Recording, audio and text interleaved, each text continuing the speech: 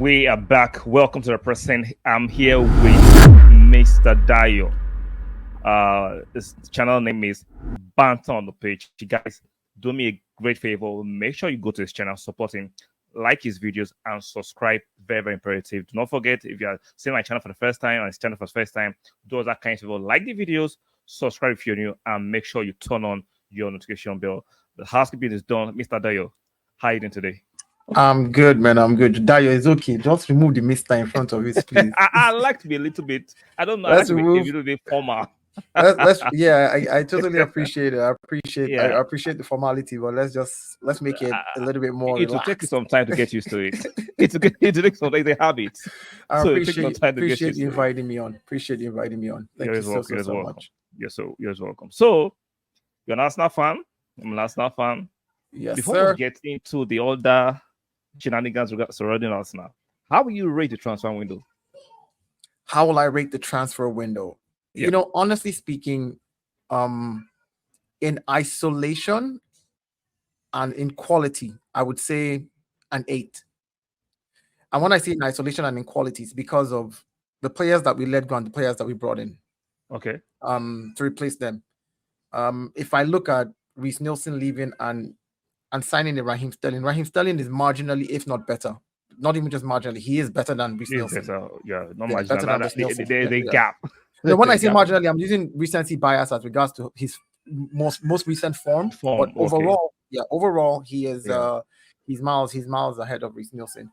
If we look at the midfield, losing Granit Xhaka and not having anybody in that 8 role, we now have a Marino there, which I think he's a better, more experienced player than Emil Smith-Rowe, because of Emil Smith-Rowe's also 2 years of injury back and forth, and so for me, I would rate it an 8 based on quality and based on replacement. If I had to base it on just what I wanted, the players that I wanted, I'll rate it a 4 because of course I have my own preferences for who I think would work, but I have to remove myself from that bias and be like, okay, in isolation, in the profiles that we need, are these the right guys? And then, of course, in defense, bringing in Calafiori, even though we didn't really, I don't think we lost any defenders. We brought in Calafiori, and we didn't. And we can also say Timber is also a new signing, more or less, because we didn't have him last season. So basically, for me, in that position, I just felt like, all right, we've strengthened where we were strongest last season, which is good. We've gotten an 8, and we also have a 6 that can play as an 8 in Declan Rice, which is also good. We have an Ethan Nwaneri who can play as an 8 as well, because he's young, upcoming. That's also on the. And we've all been clamoring for our youth to get a chance. So it's finally getting a chance. Yeah. So I'll rate it an 8 out of 10. That would be that's my reasoning behind it. That's fair, of course. When I did my show, so I rated it an 8 because the clamor from the most Arsenal fans is that we didn't get a striker. I'm like. Is striker very imperative in how we look at things? Because why don't they rate Kai Havertz? It might not be your prototype, might be your cup of tea. Like you say, you can take yourself out of the conversation and look at the club in totality. Yeah. Why do you think people don't rate Kai Havertz to do a job? Because if you look at the form from the second part of the season, here that was Ivan Toney that we brought in. People will review what a fantastic signing. But when it comes to Kai Havertz, they're like, they are turning their nose on it. What do you think is the issue? I think that most Arsenal fans, the Arsenal fans who don't rate Kai Havertz, it's because they look at City, they see Haaland, they see other teams play with a so-called badsman, and it's this silly mentality to me where people feel like every club has to play the same.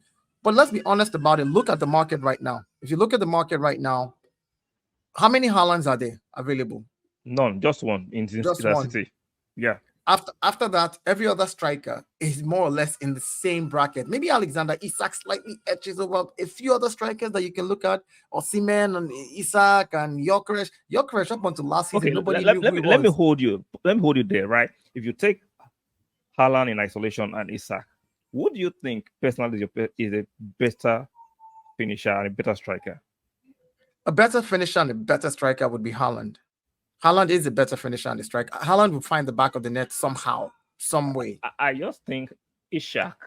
I think Isak is a better footballer than Haaland when it comes to technique and when it comes to general play, like helping out, link of play, moving on. And I think Isak is a more rounded player for me as regards to that.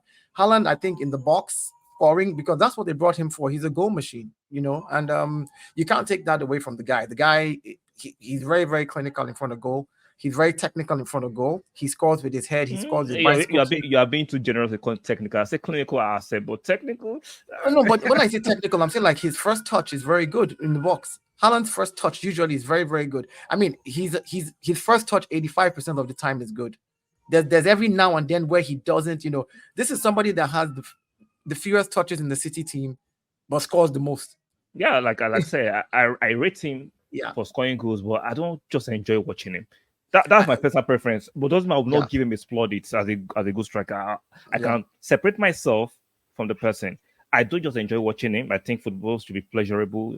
I like the technique, the silkiness, the movement. That's why I love Ishak, the way he plays the ball. I understand he scores a lot of goals, but for some reason I don't just rate him like I like watching it. If it's just pure football, I rate him. If it's just pure football, but whenever I bring in my Arsenal bias, I'm just like I just don't like this guy because he just scores, and it just annoys me. Like if I look through that goggle. But on pure football, it's what he does is abnormal for pure football. Like if you just look at it on any for goal scoring, the amount of goal scoring that he does is abnormal. It's not so. It's hard because now other fans, like the so-called standard FC Arsenal fans, look at him and say, "Well, Arsenal need the bagsman," and I keep debunking this. I'm like, last season alone, we scored 91 goals in the Premiership. City with their bagsman scored 95 goals. City with their bagsman. So explain to me. Are we buying a bagsman to give us 4 extra goals to catch up to City, or 5 extra? Like you said, it's just that you looks like your neighbor and comparing what they have against you. So it's all looking like your own strength of okay, I have certain things that my neighbor might not have, but always looking to compare. I understand Haaland with City, great, but we're not doing bad. Like you said, we scored 91 goals, we scored 95 goals, 4 goal differential. So that is not why we should go and invest in strikers that might not actually take us to the next level. Like if I'm going to bring a striker that will marginally improve what Kai Havertz has, that's sick. But can we bring in somebody that we know clearly can come in and take us to the next level? And for that, but just bring in a Gyökeres or just bring in Ivan Toney. Wow, I've never rated. I don't know why the English press rate Ivan Toney. Is he a decent striker? But these days, everybody that looks decent is world class. But it is what it is. It is English. It's the English media. They will always rate their own. Exactly. They will always rate their own and put them up. Let's talk about Mikel Arteta. So since the international break, I've been hearing some feelers that he hasn't won the league. He did earn a new contract. I'm like, this guy took us from the trenches. We were in the trenches before this guy came into the building. Yes, he hasn't won the league. I understand we want to win, but there's a process to winning. Do you think he has earned a new contract, or do you think the disgruntled or the anti-Arteta fans have a point? They don't have a point. He deserves a new contract for now. And the truth is, I think now at this stage that Arsenal is at, this is the first time you look at the Arsenal team and there's no Arsene Wenger player in that team anymore. This is Arteta's team. Same. There's no Unai, well, there is probably 1 or 2 Unai Emery, Bukayo Saka, and the rest of them who came into the ranks, and Martinelli, but there is no. This is Arteta's team now. This is his squad. So he does deserve a new contract now. This is where I say, okay, now you got to kick on and start winning stuff. What he did in the last 4 years, which is 4 seasons, where we've gotten eighth, fifth. Second. No, 8th, 5th, or 8th, 5th, second. Second, yeah. In the last 5 seasons that he's done that, a lot of clearing out, a lot of house cleaning, a lot of getting the fans loving the team back again, a lot of getting the right players, getting them young, blending them over the years. All of this while going head to head with Pep Guardiola, arguably the best manager of the last 10, 15 years. I won't say arguably. I say objectively he is.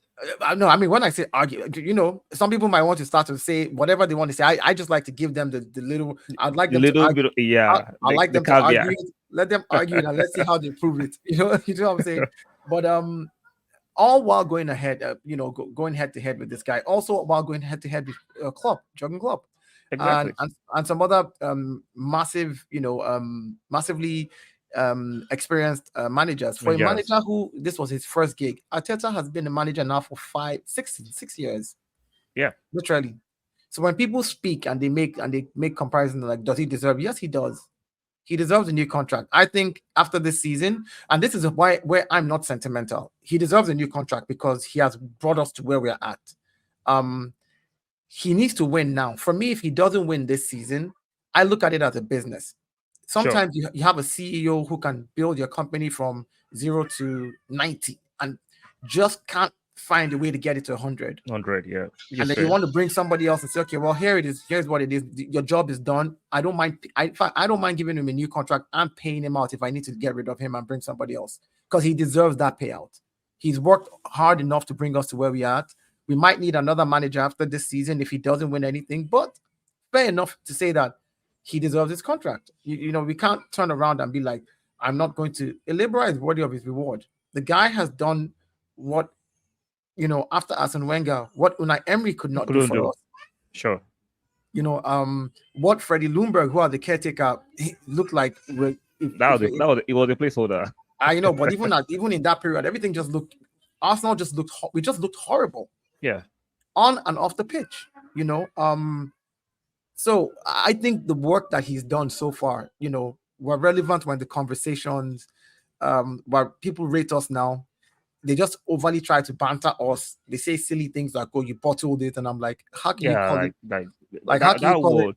Yeah, I like banter, but when banter becomes very unwitty, it has lost its essence. Like banter used to be very witty, but these days, idiotic commentary. Nah, man, that's not banter. So like when they say like you bottled, and I'm like, yeah, with 2 points. I'm like, so let's even remove the points. Okay, see, let's even remove the points.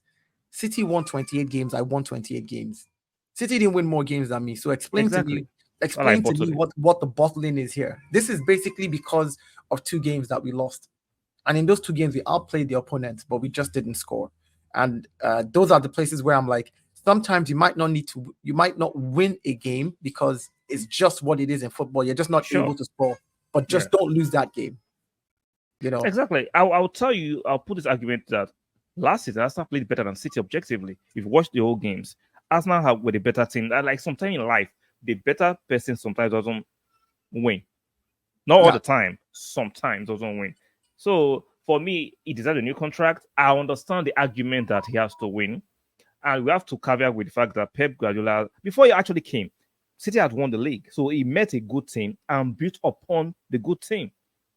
So if you're going to, in one phase, say Pep is the best manager, best infrastructure, best CEO, best everything, then his corn boy that we all try to insult, that his apprentice is competing with him, I think he needs a little bit of leniency and benevolence from the fans. Yeah, his apprentice that we could. I mean, the fans call him Pep's apprentice, and then they forget that Pep came into a Man City team that was already structured. Exactly, good already. And Arteta came into an Arsenal team that needed rebuilding from the scratch.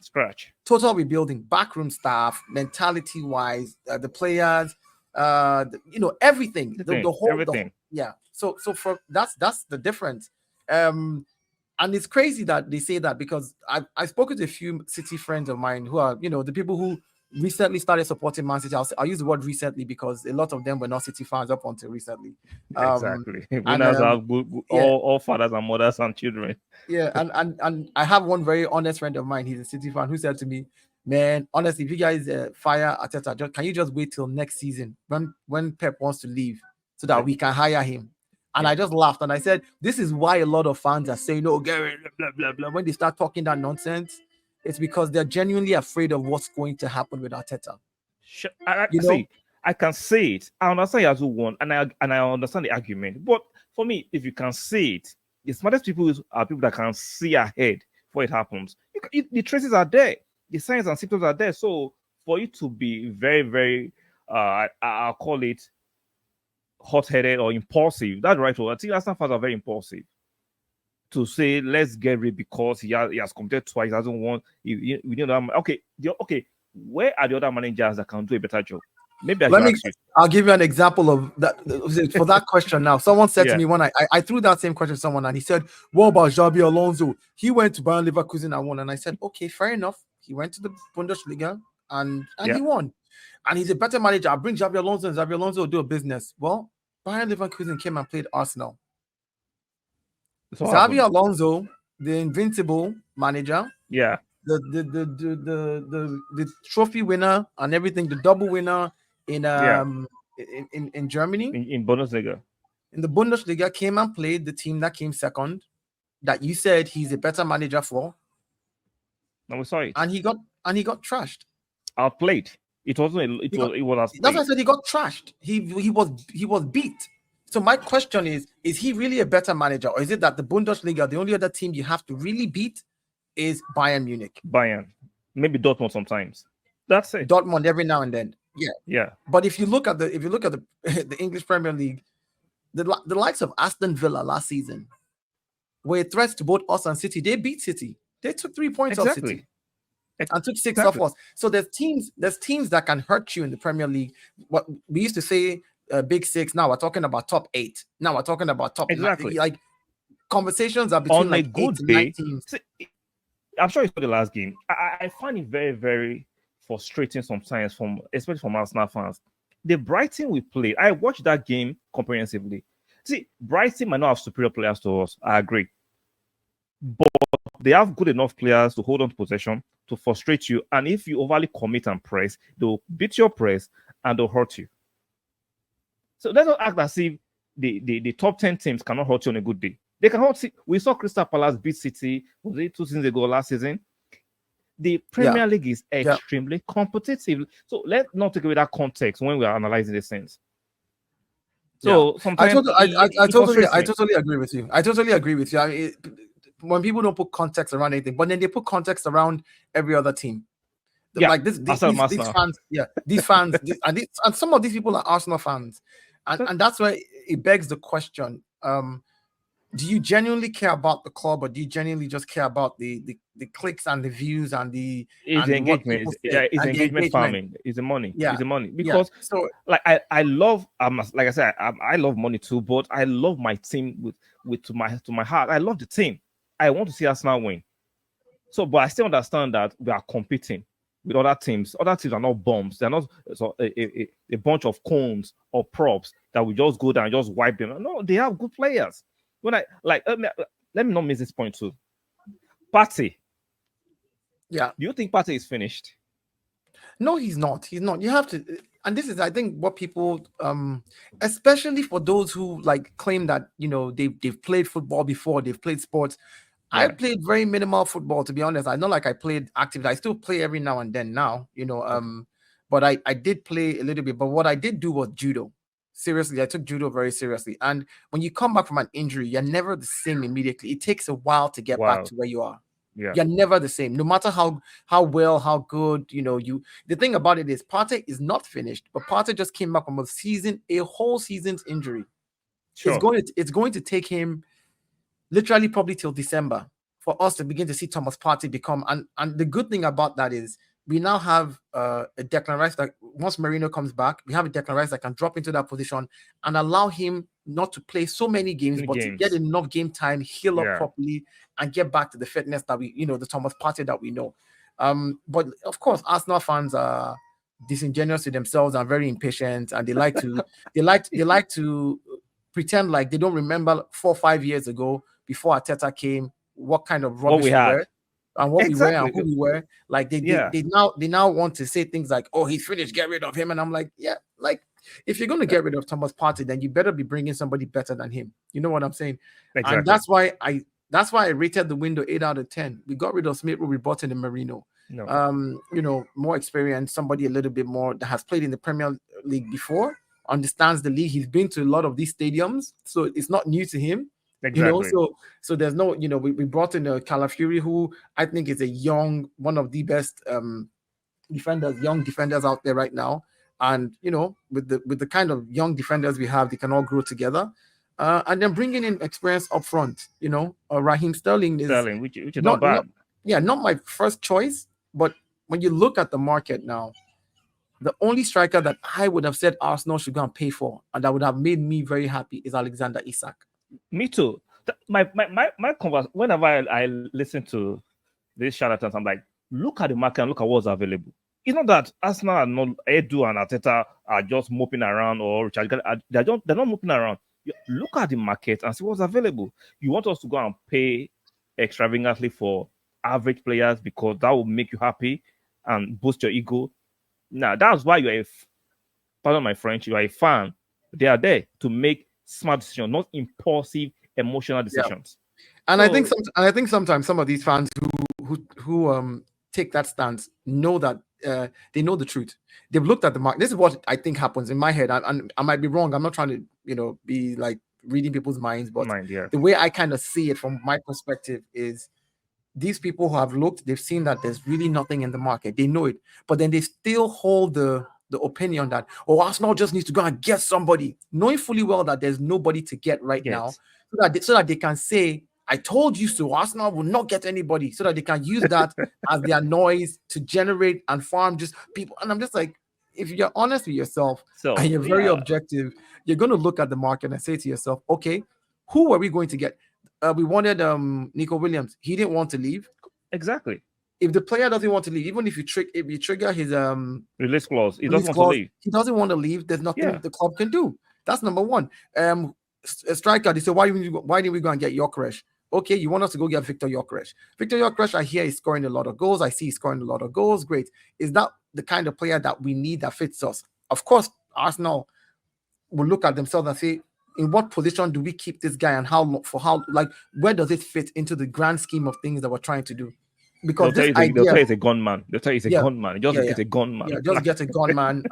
and the stupid thing about that statement is, if you look at last season, right, barring Cole Palmer, who had the most goals and goal contribution last season from January to the end of the season? I think that was Kai Havertz.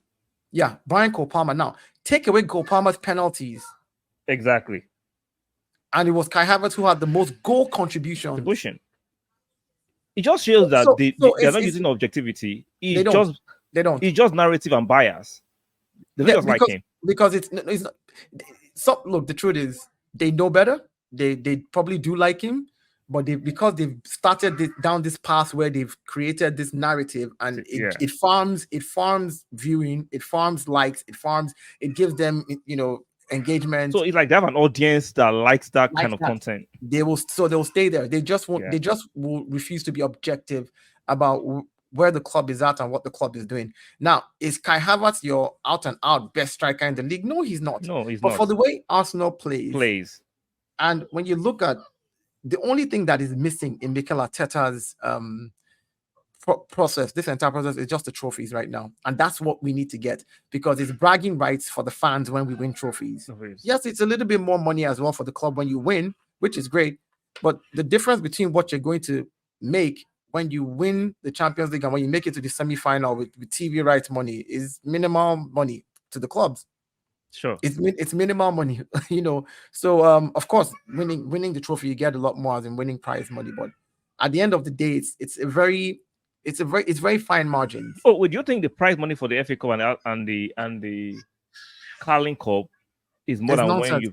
No, that's Carling Cup and FA Cup. I think Carling Cup is. I know it's minimal. And I know Carling Cup is like 1 million or something random. So and then I think FA Cup is like 10 million. Or I don't know. I know it's not a lot of money. It's not a lot. As much as I want, I think fans don't understand that. I want us to win trophies and sustain that trajectory of winning trophies, not just the one city wonder like Leicester City and go back to it. No. Yeah. So I think the winning, like I said, the winning trophies is bragging rights of fans, and that's what fans want. They just want to be able to say, "Look, okay, I won it." Just like Manchester United won the FA Cup last season. It's just bragging rights.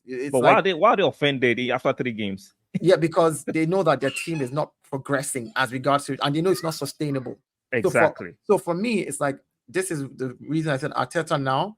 I think now that you own, these are your players, this is your squad, this is your team, this is the season where you have to win a bunch of things. Just win whatever you can win to shut people up first and foremost, and then that as well will give the owners a little more impetus to say next season again we go again to win more stuff. Now you're bringing an Alexander Isak to join this team next season or even in January. That's icing. It's that we're cooking, because a lot of these players next season are going to be 24, 25, 26, 27. That's the getting into their prime, and then that's where we can say for the next 2-3 seasons, we're competitive, we're winning stuff. So the trajectory has been on the up and up. So I'm unhappy about the no trophies. I'm unhappy about it as a fan, but I'm not, I'm objective about where we're at and how we're going. And I'm also aware of the teams that we're up against and how difficult it is. In any other league, 89 points last season, 91 goals. We won the league. Yeah, exactly. In any other league, but it's the Premier League, and that's why it's that difficult, where you literally lose a game because because the other team drew 2 extra games that they tied 2 extra games. That's all. That's the difference. That's all that gives. Yeah, that's the difference. City lost 3, and they tied 2. And guess what? The 2 that they tied, one of it was against us. Yeah. So you see that's the fine margins. So I agree. No trophies is not a good thing. But I also don't like the disingenuous narrative. Arsenal hasn't won anything in 20 years. That's a lie. We may not have won the EPL in 20 years. 20 years, but we won the FA Cup. We won other trophies. Yeah, exactly. So I'm for let's win trophies, but I understand delayed gratification.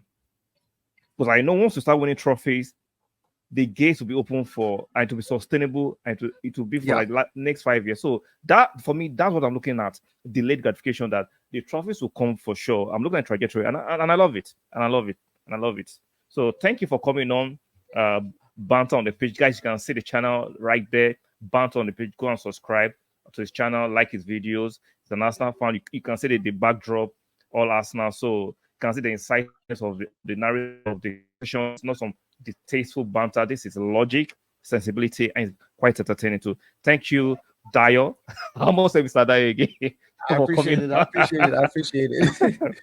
No, it is Sorry, continue. Sorry. No, I said it is what it is, and I know now for me it's like once we start winning, and I don't say if, I say once. When exactly.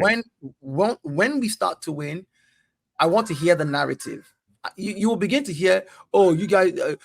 He just won. He just won Premier League. He needs to win a treble. Then exactly. if he wins a treble, he didn't score enough goals to win the treble. He didn't win the treble like the Galacticos. He didn't win the treble like Barcelona's treble. He did not win it like this person's treble. He must get a few more goals. They will move the narrative. They will move it. They'll move the goalpost. So that's why a lot of times, like those type of things, I'm just like, I don't let it. I'm just like, yeah, these ones are not doing it because they are fans of the club. They do want the club to succeed. I will not take that away from them. Nah, but of course, I agree. Maybe that we'll do another show on that. I just think it's about business now. They've seen that, oh, damn, there's so much money in this. It's about business now. So masquerading as a fan, I'm milking it. Well, not really masquerading. Business. I think the question is, the thing is, does the business side of it trump exactly your contextual presentation of what Arsenal really is? Because if the business side of it trumps that, if you allow that lead, then of course there's no way you're going to be context. We can see context. Yeah, empirically, that is what is leading.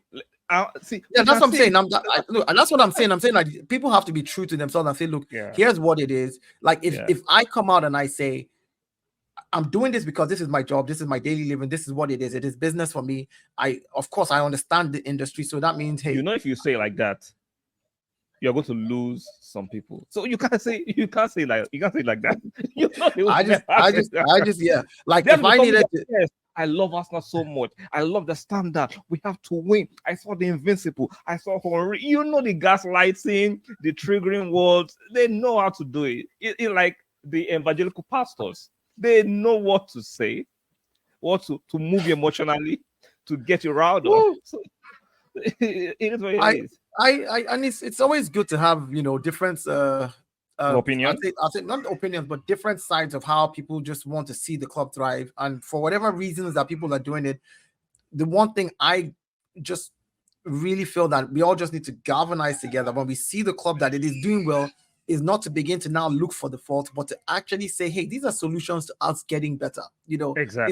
Instead of consistently hammering on something. We've seen this before. We're not going to win anything. It's like, yeah. And I'm just like, yeah, okay. So when you've already said that and you're going to look at the club through those goggles, then yeah. So if they don't win, you want to be like, I'm right. But then if they win, you're going to, because these same people remember. Find a way to downplay it. Remember, Arteta will never make top 4. He made top 4. Arteta will never get us to be challenging. He got us to be challenging. Suddenly now it's like he hasn't won. Mm. But you said he wouldn't do top 4. Like what happened to all of that? You've totally just thrown out all that narrative. Ignored consistently it. Exactly. Year. And if he wins now, you're going to hear a different narrative. They have the right to move the goalpost, but we are pandering to the club. We are Arteta's fanboys. No, there should be a balance. I'm not here to pander to Arteta. For me, if the club is doing well, I'm going to call it out. If the club is not doing, as much as I love Arteta, if he acts a fool today, I'm going to call him out. Yeah. Like I said, if I was the cronky, like if I was the one running Arsenal this season, if Arteta doesn't win anything, I'll sit with him and say, hey, I know I gave you a new contract for 5 years, whatever the case is. I'll pay you out the rest of the 4 years. I will go get me a new manager. I think you have, as a CEO, you have gotten us to our peak, right? If you want to still coach and be a coach somewhere, I will move you up in the Arsenal system and maybe make you the head of corporate C&O. I know. I'm just saying. I'm saying that I would offer that kind of thing to him because of the work he has done with the club, and then maybe find a new head coach who I think a new style that might just get us over the line. Yeah, I think Arteta will get over the line. I'm confident. This season he has to. He has to for my sake. He will. So thank you for coming on at short notice. Thank you so much. So guys, that has been a very, very good conversation with Dayo. One more time, banter on the page of the channel name. You can see it right there. Go there and enjoy more content from me. It does predominantly Arsenal content, right? Yeah, predominantly. But going forward, I'm going to be doing general football content. But I will focus on a lot of Arsenal stuff, like using Arsenal games as a yardstick. So if anything happens in the game, that would be what I'll talk about. But I try to not make it about. The word is like, say, it's because it happened to Arsenal, though. Like things that should happen and that should not happen. It's like we will just discuss it generally. So, guys, you can see it right there. So, go to the banter on the page of the channel, go and subscribe and support the channel. So, guys, that'll be all for now. Like the video. If you're new here, make sure you subscribe to the channel and make sure you turn on your notification bell. Very, very important. And we will see you guys on the next one. Keep supporting us now and your team. And we'll say bye for now.